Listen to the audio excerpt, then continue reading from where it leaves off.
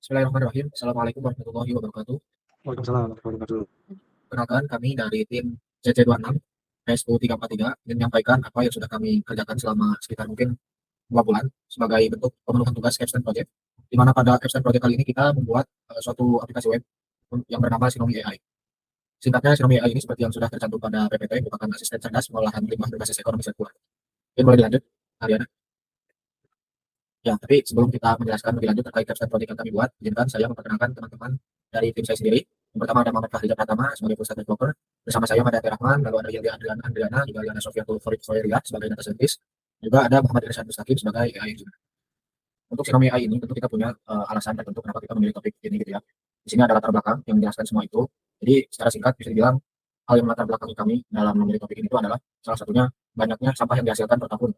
Sebagaimana disebutkan pada data di mana data ini dipublish oleh Kementerian Lingkungan Hidup atau Badan Pengendalian Lingkungan Hidup tahun 2025. Menurut mereka, berdasarkan survei ada 29,2 juta ton sampah dihasilkan per tahun. Namun, kita bisa lihat juga pada grafik, sebanyak 32,9% itu adalah sampah yang terkelola, sedangkan sebanyak sekitar 67% itu belum terkelola dengan baik gitu.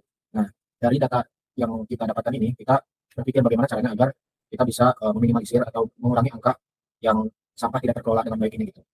Mungkin lanjut, Ariana. Nah, ini mungkin untuk lebih jelasnya, alasan juga rumusan masalah berdasarkan data yang tadi kami dapatkan. Kami merumuskan ada 4 rumusan masalah. Yang pertama, sulit memilah sampah akibat rendahnya literasi pengelolaan sampah di masyarakat. Lalu yang kedua, banyak sampah bernilai ekonomi berakhir di PPA. Yang ketiga, potensi ekonomi sampah tidak dimanfaatkan. Yang keempat, bingung menentukan pengolahan sampah yang tepat.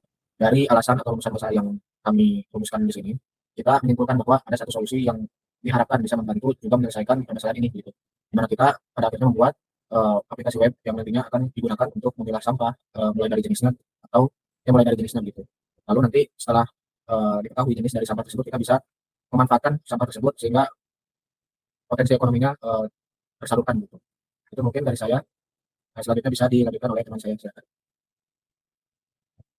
Baik, untuk solusi yang ditawarkan, kita membuat solusi yaitu membuat website yang bisa satu mengklasifikasi sampah menggunakan computer vision, kedua merekomendasikan pengolahannya, kemudian yang ketiga ada mengenerate langkah demi langkah dalam pengolahan tersebut, kemudian ada merekomendasikan nilai ekonomis dari hasil daur ulang sampah tersebut. Next.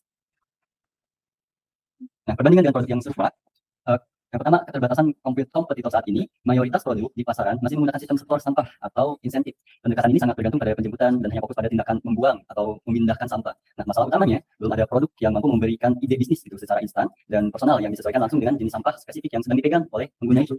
Nah, solusi dan pembina dari Sinomi AI ini hanya melalui jepretan kamera, teknologi kami langsung bisa mendeteksi jenis sampah secara spesifik, kemudian akan mengenerate sehingga ketika meracik ide upscaling, panduan pembuatan, analisis pasar, hingga taksiran harga jualnya secara instan dan real time. Baik, untuk tujuan proyek dari Sinomi AI ini sendiri adalah menyederhanakan proses klasifikasi sampah. Kemudian, hingga masyarakat atau pengguna diberikan panduan mengenai sampah organik atau anorganik. Kemudian memberikan rekomendasi daur ulang dan upcycling. Setelah sampah tersebut digenerate, maka sistem kami akan memberikan rekomendasi terkait pengelolaan sampah atau daur ulang sampah. Kemudian meningkatkan kesadaran ekonomi sirkular, di mana dalam sistem yang kami buat terdapat taksiran harga ataupun menggunakan dengan cara ekonomi kreatif yang memanfaatkan sampah untuk hal-hal yang lebih bernilai. Kemudian menciptakan nilai ekonomi dari limbah. Selanjutnya adalah fitur utama yang dimiliki dari Sinomi AI, yakni fitur klasifikasi jenis sampah yang dapat memberikan informasi terkait sampah tersebut. Kemudian dari hasil klasifikasi tersebut, sistem akan memberikan rekomendasi pengolahan dan taksiran harga jual. Kemudian terdapat fitur marketplace tidak semua untuk jual dari barang hasil pengolahan sampah, di mana fitur ini menjembatani penjual dan pembeli atau pengumpul sampah yang mungkin akan jual di sistem melalui sistem ini. Selanjutnya, teknologi yang digunakan untuk proses sendiri menggunakan PCS, Final PSS, Index 3D untuk penyimpanan mahal, browser, dan ExpressJS. Dan terakhir menggunakan Crosby SQL.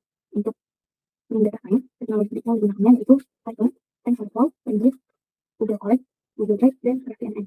Dan untuk Sinomi AI Engineer menggunakan Google Colab, TensorFlow, TensorFlow.js, dan Python. Selanjutnya dijelaskan oleh Index. Oke, baik. Terima kasih untuk Yana atas penjelasannya dan teman-teman semuanya. Kita udah tahu nih ya solusi yang ditawarkan sampai dengan fitur utama serta teknologi yang digunakan dalam pembangunan Sinomi AI ini sendiri. Nah, untuk sekarang adalah gimana sih hasil pengembangan dari Sinomi AI ini sendiri? Nah, Sinomi AI sendiri berhasil dikembangkan sebagai suatu platform yang berbasis web untuk mendeteksi dan mengklasifikasi jenis sampah secara otomatis demi pemilihan yang secara efisien. Namun untuk Sinomi AI sendiri, walaupun dia berbasis web, kami dalam model ini tuh hanya masih dalam tahap dua jenis sampah, yaitu botol plastik dan sisa makanan. Tapi meskipun begitu, dalam Sinomi AI ini sendiri atau platform yang kami bangun ini sendiri sudah dilengkapi dengan fitur lengkap, yaitu secara yang pertamanya adalah setelah scan, terus dia akan muncul rekomendasi kerajinan. Ketika rekomendasi kerajinan itu muncul, jika dipilih, nah sistem akan mengenerate langkah pengolahan beserta nilai jualnya. Jadi ketika user itu memilih produk untuk ketika udah digenerate terus dipilih, maka langkah demi langkahnya atau step by step-nya akan dijelaskan secara mungkin untuk memudahkan bagaimana pengolahan itu akan dibuat dengan kerajinan yang bisa bermanfaat tentunya. Nah, kemudian ya, oke, kemudian untuk pengguna itu bisa mengunggah produk tersebut ke marketplace. Jadi tidak hanya membuat saja, jadi user juga atau masyarakat juga bisa bisa menguploadnya untuk menjadi nilai jual dan bisa dilihat juga oleh masyarakat yang lain. Jadi masyarakat lain selain terinspirasi juga tertarik untuk membeli seperti itu. Nah, itu yang menjadikan Sinomi AI ini sendiri menjadi salah satu platform untuk ekonomi sirkular seperti itu. Oke, boleh di next. Nah, yang selanjutnya yaitu adalah dampak yang dihasilkan dalam Sinomi AI ini sendiri. Di sini ada 3 secara garis besarnya untuk platform kami. Untuk dampak yang dihasilkan yaitu yang pertama adalah membantu masyarakat memilih sampah yang awalnya mungkin masyarakat itu terdoktrinnya itu seperti kayak malas atau seperti apa. Nah, di sini Sinomi AI ini sendiri hadir untuk membantu masyarakat memilih sampah secara mudah seperti itu, antara sampah organik sama anorganik. Yang keduanya adalah mendorong penerapan ekonomi sirkular. Seperti yang sudah saya mention di awal, Sinomi AI ini sendiri tidak hanya dia bisa mengklasifikasi antara sampah organik dengan sampah anorganik, dia juga dalam platform kami juga mendorong agar masyarakat itu bisa menerapkan ekonomi sirkular seperti itu. Jadi memperdayakan masyarakat untuk lebih maju lagi seperti itu. Jadi tidak hanya sampah itu berhenti di TPA seperti yang teman saya sampaikan, saudara pada di sebelumnya. Jadi tidak hanya berakhir di TPA, tapi si sampah ini juga bisa mendorong perekonomian di masyarakat. Yang ketiga atau yang terakhirnya adalah meningkatkan nilai ekonomi dari limbah seperti itu. Jadi tidak hanya dibuang atau misalkan dibakar atau berakhir di TPA saja, tapi si sampah ini bisa membantu perekonomian dan juga bisa membantu kehidupan di masyarakat kalau misalkan di platform ini digunakan secara baik dan benar seperti itu. Oke, mungkin selanjutnya akan disampaikan oleh rekan saya, Pak Riza. Silakan. Baik. Jadi saya akan jelasin bagaimana tampilan webnya, terus user flow-nya. Ya, pertama kita angkat dulu dari login dan register. Di sini ada terlihat juga ada halaman login dan register. Di halaman login terdapat email dan password. Email gunanya sebagai ID ya, sebagai pembeda juga. Nah, ketika daftar akun, jika user belum punya akun, user bisa daftar dulu.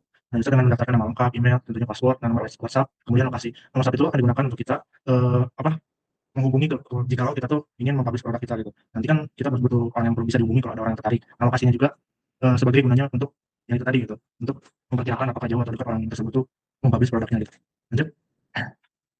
Nah, setelah login sebenarnya kita tuh nggak harus login dulu ya. Jadi login tuh diharuskan kalau kita ingin mempublish produk kita. Nanti kalau kita hanya ingin nge-scan atau nggak mengklasifikasikan untuk meminta rekomendasi pengolahan, itu sebenarnya kita nggak usah login dulu gitu.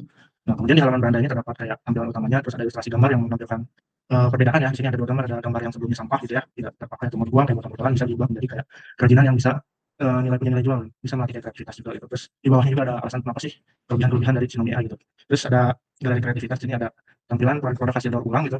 Jadi bisa dijadikan inspirasi juga gitu. Dari agar orang tuh nggak cuma melihat sampah itu sebagai sumber masalah, melainkan bisa punya nilai jual gitu. Next. Di halaman selanjutnya adalah pindai sampah, ini fitur utama kita. Nah, sebelum itu saya bahas dulu, ternyata di sini ada navigasi di atasnya. Jadi ada navigasi beranda, pindah, riwayat, etalase untuk pindah antar halaman gitu. Nah, di bagian pindah ini kita tuh bisa upload dengan 3 cara. Yang pertama drag and drop, kedua bisa upload dari galeri, terus upload pakai kamera secara langsung gitu. Nah, kemudian setelah kita upload sampahnya, maka di sini bisa kita ada muncul tombol analisis dengan AI untuk mengklasifikasikan sampah ini tuh menjadi jenis apa gitu. Next. Selanjutnya boleh. Oke, selanjutnya setelah kita melakukan deteksi ya, itu kan kita lakukan pakai model kami untuk klasifikasi jenis sampah tersebut. Nah, bisa kita munculnya sampah botol plastik ini atau non organik, maka selanjutnya adalah rekomendasi produk apa yang bisa dibikin gitu. Sebelum dibikin kayak panduan lengkapnya, bisa dikasih opsi dulu gitu ya. Jadi dia tuh mau bikin apa gitu. Misalnya di sini ada kayak lampu hias, tempat pensil, biji kreatif dan lain-lain. Nah, setelah itu bisa diklik generate step by step pengolahan, maka akan muncul nih mulai dari estimasi waktunya, kemudian kayak estimasi jualnya, alat dan bahan, langkah pengerjaan, tips keberhasilan hingga rekomendasi penjualan. Dan itu udah secara lengkap ya tersampaikan di bagian hasil rekomendasi pengolahan gitu. Lanjutnya, next. Nah, tadi fitur utamanya di sini ada fitur lainnya, yaitu riwayat pemindaian gitu. Jadi kalau kita udah selesai nge-scan, setelah selesai menampilkan hasil pengolahan, maka riwayat tersebut akan disimpan di bagian riwayat dan bisa diakses melalui navigasi riwayat. Di sini juga ada informasi sebelumnya tuh bikin kayak ini tuh termasuk botol plastik yang tadi. Terus produknya bisa kita bikin jadi modul vertical garden safe watering. Di sini juga ada tombol untuk instan menjadikan etalase alias kita publish gitu ya. Dan sini itu tersimpan secara lokal menggunakan indeks DB, gunanya untuk privasi daripada user. Next. Selanjutnya ini etalase yang sudah saya jelasin tadi. Kalau mau akses etalase kita tuh mungkin harus login dulu ya, agar kita tuh bisa punya informasi kayak nomor WhatsApp dan lokasinya gitu. Dan sini ada yang diperlukan kayak foto produknya, nama produk, kategorinya. Yang organik tadi atau organik tadi, terus harga jualnya, terus lokasinya nih. Yang ini kan Kabupaten Bandung sesuai placeholdernya itu sesuai sama yang kita daftarkan dulu. Di sini nomor WhatsApp-nya juga. Kemudian ada deskripsi produknya gitu. Baru deh kalau kita klik publish ke etalase, maka akan muncul di etalase tadi. Next. Kemudian ini hasil etalasenya gitu ya. Setelah kita tadi upload ke etalase, maka di sini akan muncul nih berbagai kreasi yang udah dijadikan dari hasil pengolahan gitu. Ada bikin kayak gantungan kunci, pot atau celengan gitu. Di sini ada informasi-informasi yang udah kita upload tadi kayak deskripsinya, terus siapa yang uploadnya, terus lokasinya dan harganya juga gitu. Next. Mungkin terus ada dokumentasinya. Nah, di sini kalau misal mau diakses di sini ada repository file bisa di-scan di sini. Ada repository untuk front end, back end, AI engineer, terus dashboard-nya, kemudian repository untuk data science gitu. Next. Ya, mungkin itu sekian penjelasan dari user flow aplikasinya. Saya kembalikan kepada Mbak. Ya, terima kasih pada teman-teman semua yang sudah menyampaikan mengenai penjelasan dari aplikasi Sinomi AI berbasis web. Mungkin sedikit kita sebenarnya lupa untuk menyantumkan link website yang sudah publish ya. Jadi mungkin nanti untuk kedepannya kita akan mencantumkan di deskripsi YouTube-nya mungkin ya. Terima kasih teman-teman. Assalamualaikum warahmatullahi wabarakatuh.